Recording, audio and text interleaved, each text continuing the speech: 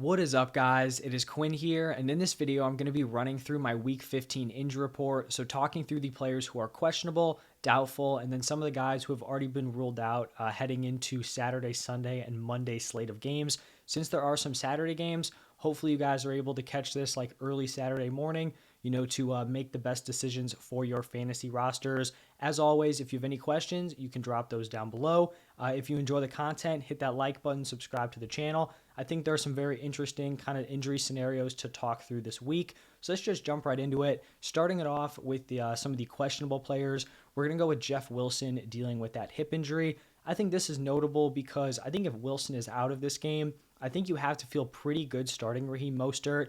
I think he would bring a really strong workload into that game. However, if Wilson's able to go, we're probably looking at, close to a 50-50 split. Maybe you favor it 60-40 in favor of Mostert, but it makes both of them, not great plays. Whereas I think Mostert is a very strong running back too if Wilson does miss this game. We have Juwan Johnson dealing with an ankle injury. He's like, a high-end tight end 2, mid-tier tight end 2 streaming option. So maybe not someone you want to be relying on, but if you were kind of counting on him this week, just keep in mind he may not be able to give it a go. We also have DJ Moore with an ankle injury. Personally, even without the injury, I was out on DJ Moore this week. I just think the situation around him is so poor. But I mean, if you were starting him, I guess just another reason to be a little weary of him this week. We have Trevor Lawrence, who is also dealing with an ankle injury. I'd expect him to give it a go this week. Even in a tougher matchup, I still think he's like a probably top 10 quarterback play this week, somewhere in that back end QB1 range. So I, would still think he's a decent option this week. We have Kadarius Toney, who is still dealing with that hamstring injury. He's been dealing with this over the past few weeks. I think regardless of whether or not he plays, it doesn't really change anything for me. Juju is the only wide receiver I want to be playing from this group. We also have McCole Hardman, who I believe can play in this game if they, bring him to return coming off of IR. He's someone who may be interesting over the last few weeks, but this week, if he plays, they'll probably ease him back, not someone I want to play. So for me, it's just Juju out of that wide receiver room. We have Marquise Brown dealing with an illness. With Kyler out, Marquise Brown I kind of thought was like a high-end wide receiver 3. Obviously, he's very talented, but the offense as a whole is going to be significantly worse. Now he's dealing with an injury or an illness. So he really doesn't get bumped too far down in my ranks. He's still going to be a high-end wide receiver 3. I think he's playable. Like I have him going in a few leagues, but I'm not feeling great about it, obviously. And then we get to this Patriots team where there's a lot of different outcomes here. So we have both Ramondre and Damian Harris dealing with injuries. Ramondre with an ankle, Damian Harris with a thigh. So the way I look at this, if Ramondre Stevenson is good to go, he's able to play with that ankle, even if he's not 100%, I still think he's a very strong start. If Ramondre is not able to give it a go and Damian Harris can play, then I like Damian Harris as a play, even if he's not 100%. If he's getting the bulk of the opportunities, I like him this week. If both of these guys are out, I prefer Strong out of that backfield. He's the guy I'd be going after. He's probably like a fringe running back 2. They'll probably operate with a committee, but those are my initial thoughts on that Patriots backfield. And then we also have Jacoby Myers, questionable with a concussion. I think if he plays, he's a wide receiver 3. I'll get into it a little bit later, but Devonta Parker is going to be out. So I guess, it gives him clear-cut wide receiver 1 status. But right now, not feeling great, even if he does play in this game. We have Josh Jacobs dealing with both quad and hand injuries.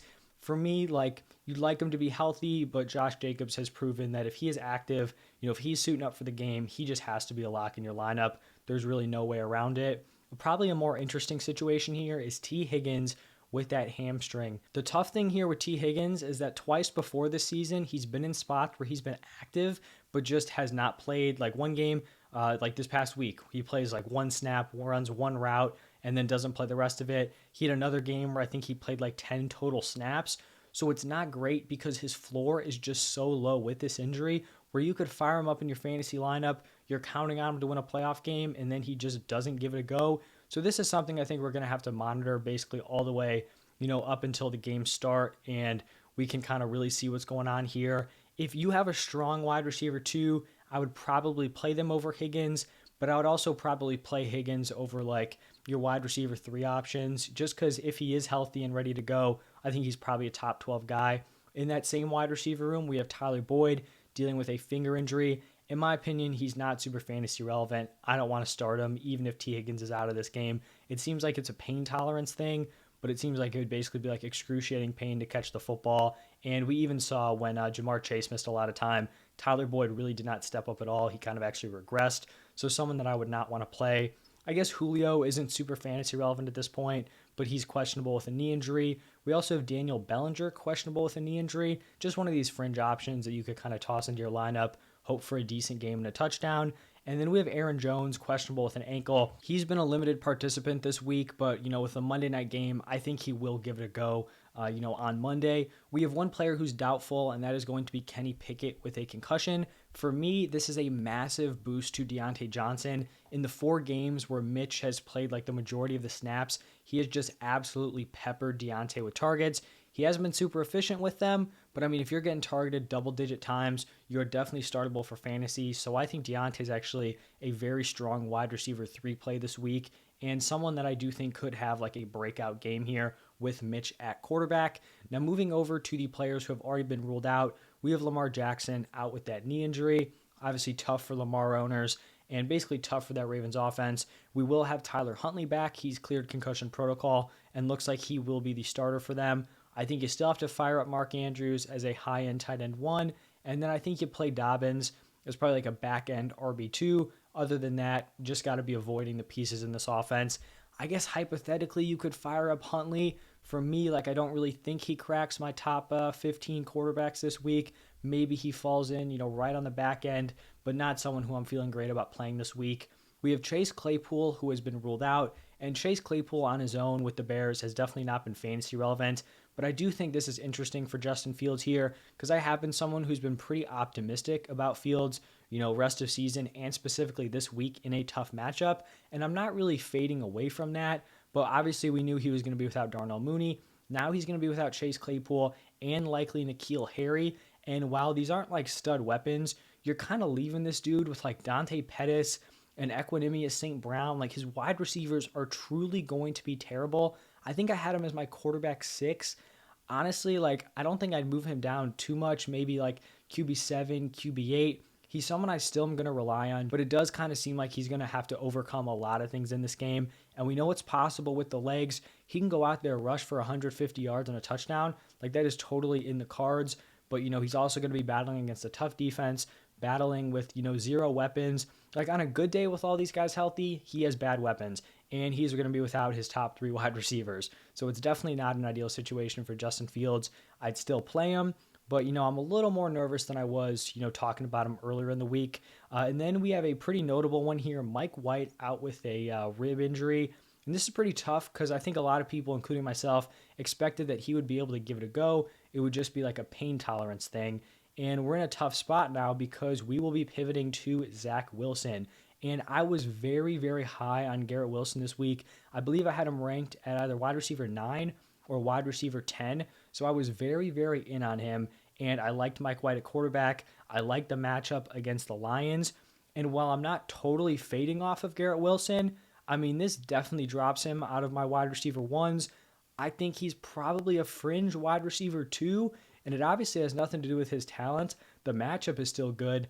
I just don't really have much faith in Zach Wilson because, maybe he can go out there, give you 200, 250 passing yards, but it's also in the range of outcomes where he just collapses again and gives you like 150 yards, and it's going to be tough for a wide receiver to produce with that. So early on, I was very, very confident in Garrett Wilson. Since then, my confidence has definitely faded. Obviously not in the player, but with Zach Wilson here. So I think he's more of like a fringe wide receiver 2. So, hopefully you guys are able to potentially pivot if you do have a better option available. If like you want to drop the question down below, I will get back to you. And then we also have Corey Davis out with a concussion. Oh, I had also talked about Elijah Moore as someone I liked as a wide receiver 3. Totally off my radar now. I do not want to be starting Elijah Moore. The switch from Mike White to Zach Wilson just totally kills him in my opinion. He still could have a decent game if Zach Wilson, has a good performance. It's just not something I want to be relying on this week, especially in the fantasy playoffs. Hopefully you do have another wide receiver or running back to potentially pivot to. Now looking at the Houston Texans, we have Dameon Pierce out with that ankle injury. For me, I'm really not interested in Burkhead or Dare Ogunbowale. I think this is probably going to be a gross committee between these two in a bad backfield, in a bad offense. Pretty much going to be fading both of those guys. And then we have Brandon Cooks and Nico Collins missing, another game together. Cooks with a calf, Nico Collins with a foot. Chris Moore, we've seen him have 2 solid games with these guys out. I think he's probably got to be a wide receiver 3 for me this week. So definitely someone to look at. Maybe a pivot away from an Elijah Moore, now onto a Chris Moore. More for more. Just something to look at there if he is available or already on your roster. Then for the Broncos, we have Russell Wilson out with a concussion. Apparently, he did clear concussion protocol. They, I guess, are kind of being passive, and they want to keep him out for another week. I don't think it's crazy. Honestly, I wasn't expecting him to clear or play this week anyway because that hit looked pretty brutal. So, my analysis, kind of is going to stay true to what I've been talking about. But then we also have Cortland Sutton ruled out with a hamstring injury. So I think Sutton being out is definitely a boost to Judy, but Russ being out hurts Judy. So I think he's probably a high-end wide receiver 3. I just don't know how much I'm trusting Rippon in this offense. So, like, if Russ was playing, he'd probably be more of a back-end wide receiver 2 coming off of that huge game. But with Rippon at quarterback, Russ out, not feeling overly confident in Judy. I definitely still think he's playable. Definitely a top 30 option, maybe like top 26 option, but I'm not like over the moon about him, which you may expect after that, huge game he just had. We have Devonta Parker. I kind of, I guess, hinted at it, out with a concussion. Could be a boost to Jacoby Myers if he is able to give it a go. And then we have Treylon Burks out with a concussion. Tough. He has missed back-to-back games. Not good to see from a wide receiver that was really starting to break out. Obviously, a rookie wide receiver. And then we have Hayden Hurst expected here. He was week to week coming into this week, out with a calf injury. Another one of those fringe tight ends that, may not be able to step into your lineups this week. So that is actually going to be all the injuries this week. Honestly, we had a lot of names on here. Kind of unfortunate. As always, any questions, drop them down below. If you enjoyed, hit that like button, subscribe to the channel. Thank you guys, and I will see you in the next one.